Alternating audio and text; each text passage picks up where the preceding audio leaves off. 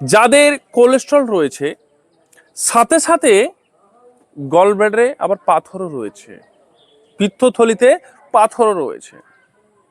অনেকে বুঝতে পারছেন না যে কোলেস্ট্রল ওষুধটা আমরা শুরু করব না পিত্তথলিতে যে পাথর রয়েছে তার জন্য শুরু করব, কিভাবে করব।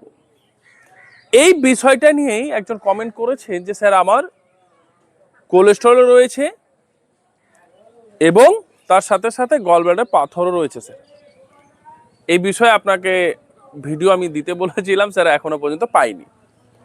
তো যাই হোক, আমরা ধাপে ধাপে আলোচনা করব যে কোলেস্ট্রল আর গলব্লাডারে যে পাথর রয়েছে আপনারা দুটোই একসাথে শুরু করতে পারবেন, সেটা নিয়ে ঘাবড়ানোর কোনো বিষয় নেই। কিন্তু অনেকে বুঝতে পারছিলেন না কোনটা শুরু করব, দুটোই একসাথে শুরু করবেন। কোলেস্ট্রল যদি হাই থাকে আপনাদের আমি ডাবল ডোজ দিব। আমি সাধারণত একটার কথা বলে রাখি, আজকে কোলেস্ট্রলকে তাড়াতাড়ি করে কমানোর জন্য আমি ডাবল ডোজ দিব। আর গল ব্লাডারে যে পাথর রয়েছে ওটা ফেটে ফেটে মানে টুকরো টুকরো হয়ে একদম বেরিয়ে যাবে, সেটার উপায় বলবো। দেখুন, যাদের কোলেস্ট্রল রয়েছে তাদেরকে প্রতিদিন যে কাজটা করতে হবে, সকালে খালি পেটে পান করতে হবে। কি করতে হবে, রাত্রের দিকে 1 গ্লাস জল গরম করবেন, জলটাকে খুব গরম করবেন, জলটাকে খুবই গরম করবেন। গরম করার পরে অর্জুন ছাল আছে না, অর্জুন গাছের যে ছালগুলো, সেই ছালটা 4টা থেকে 5টা এই অর্জুন ছালের টুকরো নেবেন, নিয়ে ওই 1 গ্লাস গরম জলে রাত্রের দিকে যখন আপনি শোয়ার সময় যখন করবেন 3 থেকে 4টা ভিজিয়ে দিবেন। সকালে ঘুম থেকে উঠে যেভাবে স্বাভাবিক আমাদের জীবনে যেভাবে আমরা জল পান করি, জল পান করার পর বাথরুম যাই, ব্রাশ করি, ঠিক তার বাথরুম যাই, তারপরে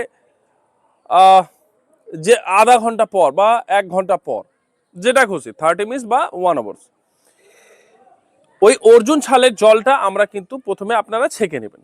বোঝা গেল? জলটাকে ছেঁকে নেবেন, ছেঁকে নিয়ে জলটা পান করে নেবেন। পান করে 1 থেকে 1.5 ঘন্টা কিছু খাওয়া যাবে না। এই যে কোলেস্ট্রল এটাকে দ্রুত গতিতে কমাবে। তার সাথে সাথে আরেকটা কাজ করবেন, সেটা হচ্ছে বেলপাতা। দেখবেন প্রত্যেকটা গ্রামে বা আশেপাশে বা শহরে দেখবেন বেলপাতা কিন্তু পাবেন, বেল গাছ অবশ্যই থাকে। অনেকে বেলপাতাকে পুজোর কাজে আপনারা লাগান, কিন্তু এটাকে ব্যবহার কিভাবে করবেন সেটা বুঝতে পারেন না, বা এই বেলপাতাটা কতটা কাজের সেটাও আপনারা জানেন না। যে সাধারণত জানেন এই পুজোর কাজে লাগে, বাস পুজোটাই, কিন্তু না, পুজো দিয়ে সে বেলপাতাটাকে আপনি নিয়ে আসুন, বা মন্দিরে যদি বেলপাতা পড়ে থাকে সেটাকেও নিয়ে আসুন, ফেলার কোনো প্রয়োজন নেই, খুব মূল্যবান রত্ন জিনিস। আর আপনাদের বাড়িতে যদি গাছ থাকে বা পাড়াতে গাছ থাকে তাহলে তো কোনো ব্যাপারই নেই। এই পাতাটাকে দুটো ভাবে আপনারা ইউজ করতে পারবেন, এক কাঁচা অবস্থায় ইউজ করতে পারেন, আর এক হচ্ছে শুকিয়ে ইউজ করতে পারেন। যদি কাঁচা অবস্থায় নেন তো 5টা থেকে 6টা আপনারা বেলপাতা নেবেন। বেলপাতা নিয়ে প্রথমে ওটাকে বেটে নেবেন, ঠিক আছে, চাটনি বানিয়ে নেবেন। তা বলে তেল লবণ হলুদ আবার মিশিয়ে দিবেন না, শুধু বেলপাতাটাকে বেটে নেবেন। আর বাড়িতে অবশ্যই দেখবেন যে পাথরের ওই ইগুলো রাখবেন, পাত্রগুলো, ওটাতে করবেন, ওটা সবচেয়ে বেস্ট। আয়ুর্বেদে সেটাই বলা রয়েছে। 1 গ্লাস জল নেবেন, আর ওই 5 থেকে 6টা যে আপনি বেলপাতা যে বেটেছিলেন সেটাকে কিন্তু দিয়ে দিবেন। দিয়ে জলটাকে এবার ফুটাবেন। জলটাকে ততক্ষণ পর্যন্ত ফুটাবেন যতক্ষণ না 1 গ্লাস জল অর্ধেক হয়। এবার অর্ধেক হয়ে যাওয়ার পর ছেঁকে নিয়ে আপনি কিন্তু পান করে নেবেন। টানা 30 দিন করবেন, আর টানা 25 থেকে 30 দিন অর্জুন ছালের যে জলটা সেটাকে পান করবেন। দারুণ রেজাল্ট পাবেন। 1 মাসের মধ্যে আপনার কোলেস্ট্রল একদম নর্মাল হয়ে যাবে। বুঝা গেল কথাটা? এবার তার সাথে সাথে আমরা আসি যে গলব্লাডারে যাদের পাথর হয়েছে, পিত্তথলিতে যাদের পাথর রয়েছে। অনেকে বলেন যে পিত্তথলিতে পাথর বেরাবে না, অপারেশন করতে, সার্জারি করতেই হবে। আমি বলবো যে না, অপারেশন করার কোনো প্রয়োজন নেই। ঠিক, অনেকে করে নিচ্ছেন, অনেকে হয়তো বিশ্বাস করছেন না। আমার বহু পেশেন্ট, আমার প্রচুর পেশেন্ট আজকে ডেটে আমার দেখানো পথে তারা পুরোপুরিভাবে আজকে সুস্থ। পিত্তথলিতে পাথর ফেটে ছোট ছোট হয়ে বেরিয়ে গেছে। ক্লিয়ার হচ্ছে? কি করবেন, যে 3টা থেকে 4টা আপনারা আপেল নেবেন। ঠিক আছে, 3 থেকে 4টা আপেল নেবেন সকালে খালি পেটে। প্রথমে অর্জুন ছালের জলটা আপনি পান করে নিলেন, তার 1-1.5 ঘন্টা পর কি করবেন, ওই আপেলের খোসা সহ ভালো করে ধুয়ে নেবেন আপেলটা। আপেলের খোসা সহ ছোট ছোট পিস কেটে আপনি মিক্সচার মেশিনে দিয়ে বা ফলের যে জুসের যে মেশিন থাকে সেটা আপনি করতে পারেন। আপেলের রস কিন্তু বের করবেন। তাহলে আপেল জুস সকালবেলা 1 গ্লাস, 3-4টা আপেলে 1 গ্লাস হয়ে যাবে। ওটা আবার সকালে খালি পেটে আপনাকে পান করতে হবে। পান করে 2 ঘন্টা পর্যন্ত আপনি কিছু খাবেন না। সাথে সাথে আরেকটা জিনিস আপনাকে মনে রাখতে হবে, ধ্যান দিতে হবে, সেটা হচ্ছে এই পাথর ফেটে বেরানো অবধি আপনাকে মাছ, মাংস, ডিম, হ্যাঁ মাছ ছোট নিতে পারেন, ছোট খেতেই পারেন, সেটা আলাদা ব্যাপার, কিন্তু আমি বলবো আপনি অ্যাভয়েড করবেন। মাছ, মাংস, ডিম, ক্যালসিয়াম জাতীয় বেশিরভাগ যে খাবার, শাক, এসব একটু অ্যাভয়েড করে চলবেন। ঠিক, দুধও খাবেন না, দই খেতে পারেন, দুধ খাবেন না, অ্যাভয়েড করবেন, যতটা পারবেন কম খাবেন। ঠিক, আর মাছ, মাংস, ডিম তো একদম খাবেন না, একদম নিরামিষভোজী কিছুদিনের জন্য, 2 মাস বা 3 মাসের জন্য আপনি নিরামিষভোজী হয়ে যান।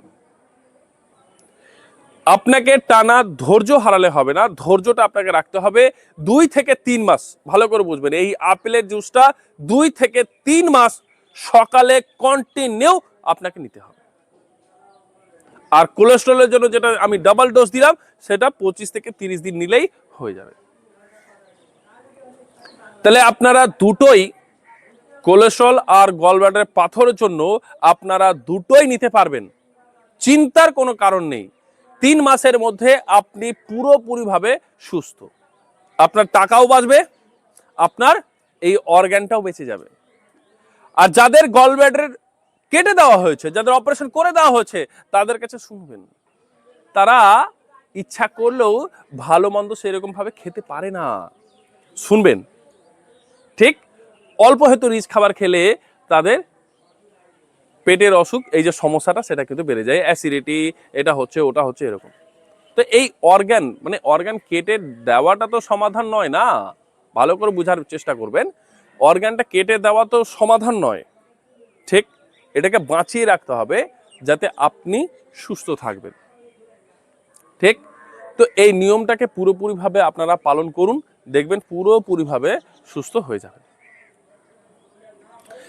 আর আপনারা যারা যারা এই গলব্লাডারের পাথর অপারেশন থেকে বেঁচেছেন এবং আমার ভিডিও দেখে বা আমার সাথে পরামর্শ করে যাদের পাথর ফেটে টুকরো টুকরো হয়ে বেরিয়ে গেছে, তারা অবশ্যই কমেন্ট করবেন।